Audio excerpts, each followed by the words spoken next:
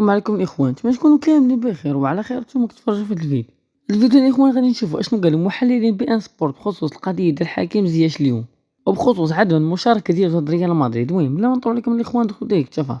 في الستانفورد بريدج، اما انه يعمل معجزه وياتي بنتيجه كبيره ويتاهل، اما اليوم تكون نتيجه قد يعني تخرجه من الشامبيونز ليج، وهي ايضا استمرار للاداء السيء بالنسبه لفرانك لامبرد مع تشيلسي. حقيقه واقعا يصعب علي ان ادهم في هذا الموقف التدريبي، لذلك اليوم مباراه صعبه جدا على فرانك لامبرد وعلى شاهدنا تشكيله. ما راح نطول لانه في فاصل، اعود اليك لاحقا. لماذا زياش مش في التشكيله؟ هي علامة استفهام هشام. اول شيء مع لامبار، كان معك هذاك مع توخيل، وحتى مع بوترز.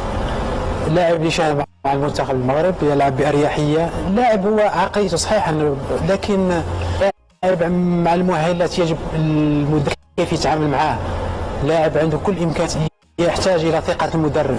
انا اقول دائما مثل اللاعبين زياش من الامكانيات هذه يجب تعطيه حريته في الملعب. ثاني شيء توظيف دائما يكون سيء في تشيلسي، مع يعني الفتره السيئه اللي يمر فيها فريق تشيلسي.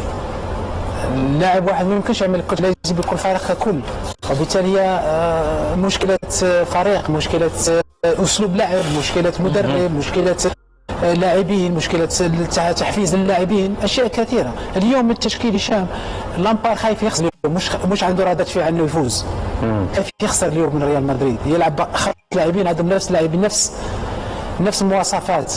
لاعبين وسط عندهم كانتي، هرنانديز، كوفازيتش وكاليجر، كلهم لاعبي وسط، عندهم دفاعيه اكثر من هجوميه. انت عاوز تسجل الاهداف، تعود في النتيجه، انت خسرت المباراه الاولى بهدف لا شيء.